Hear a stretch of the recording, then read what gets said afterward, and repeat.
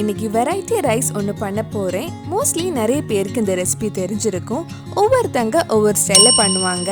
தக்காளி சாதம் எப்படி ரொம்ப சிம்பிளாக ஈஸியாக டேஸ்டியாக செய்கிறதுன்னு இந்த வீடியோவில் பார்க்கலாம். தக்காளி சாதம் குக்கரில் பண்ண போகிறேன். அதனால ஃபர்ஸ்ட் குக்கரில் 2 டேபிள் ஸ்பூன் நெய்யும் கொஞ்சம் எண்ணெயும் ஆட் பண்ணலாம். நெய்யும் எண்ணெயும் சூடானதும் கொஞ்சம் கேஷ்யூஸ் லைட்டாக ஃப்ரை பண்ண போகிறேன்.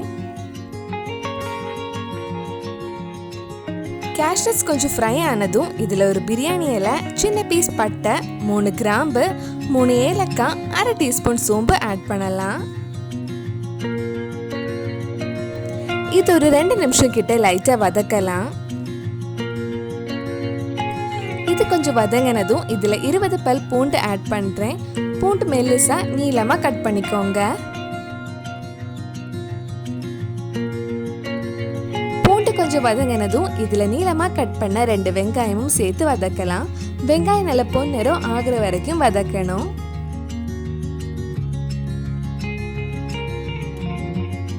வெங்காயம் சீக்கிரம் வதங்கிறதுக்கு கொஞ்சமாக உப்பு ஆட் பண்ணிக்கோங்க.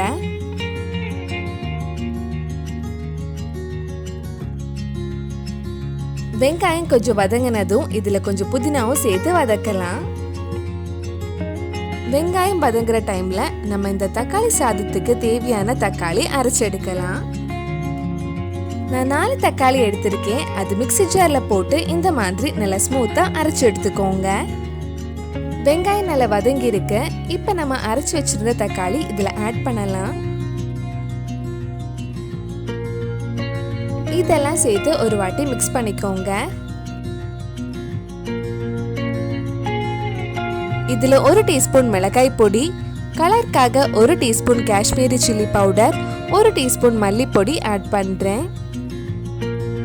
இனி மீடியம் ஃப்ளேமில் தக்காளி நல்லா வெந்து அந்த மிளகாய் பொடி மல்லிப்பொடி பச்சை வாசனை போய் நெய் நல்லா தெளிஞ்சு வர்றது வரைக்கும் லைட்டாக கிண்டி விட்டுட்டே இருக்கலாம். இதில் தேவையான அளவு உப்பும் நம்ம தக்காளி போட்டிருக்கனால அந்த புளிப்பு பேலன்ஸ் பண்ணுறதுக்கு 1 டீஸ்பூன் சுகரும் ஆட் பண்ணுறேன்.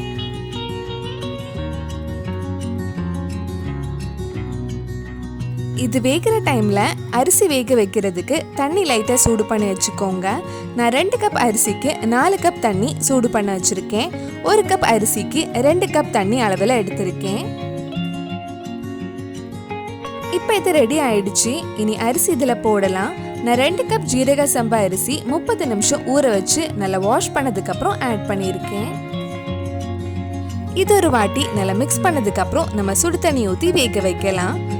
இதுக்கு முன்னாடி நம்ம சேனலில் நிறைய வெஜ் ரெசிபிஸ் பண்ணியிருக்கேன். அந்த வீடியோஸ் எல்லாம் நீங்கள் இன்னும் பார்க்கலன்னா அதோட லிங்க் கீழே டிஸ்கிரிப்ஷனில் இருக்குது. மறக்காமல் அந்த ரெசிபிஸும் போய் பாருங்கள்.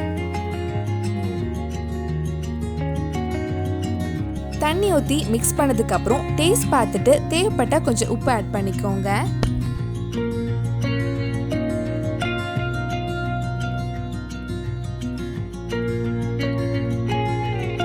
கடைசியாக கொஞ்சம் மல்லி இலை போட்டு குக்கர் மூடி வச்சு லோ ஃப்ளேமில் 10 நிமிஷம் கிட்ட வேக வைக்க போகிறேன். ஒவ்வொரு குக்கர் ஒவ்வொரு மாதிரி இருக்கும். அதுக்கேற்ற மாதிரி வேக வச்சுக்கோங்க. குக்கர் ப்ரெஷர்லாம் போனதுக்கு அப்புறம் ஓப்பன் பண்ணுங்க. ஓப்பன் பண்ணும்போதே வாசனை சூப்பரா இருக்கு. அரிசி நல்லா வெந்திருக்கு. இந்த தக்காளி சாதம் பப்படம் சாலட் கூட சாப்பிட்டா டேஸ்ட் இன்னும் ரொம்ப சூப்பரா இருக்கும். கண்டிப்பா நீங்களும் இந்த சுவையான தக்காளி சாதம் உங்க வீட்டில் செஞ்சு பாருங்க. பிடிச்சிருந்தா இந்த வீடியோவை லைக் பண்ணுங்க, உங்க ஃப்ரெண்ட்ஸ் அண்ட் ஃபேமிலிக்கு ஷேர் பண்ணுங்க. வேற என்னெல்லாம் வெஜ் ரெசிபி நம்ம சேனலில் ட்ரை பண்ணலான்னு கீழே கமெண்ட் பாக்ஸில் சொல்லுங்க. நீங்க இன்னும் என்னோட சேனலை சப்ஸ்கிரைப் பண்ணலைன்னா மறக்காம சேனலையும் சப்ஸ்கிரைப் பண்ணுங்க.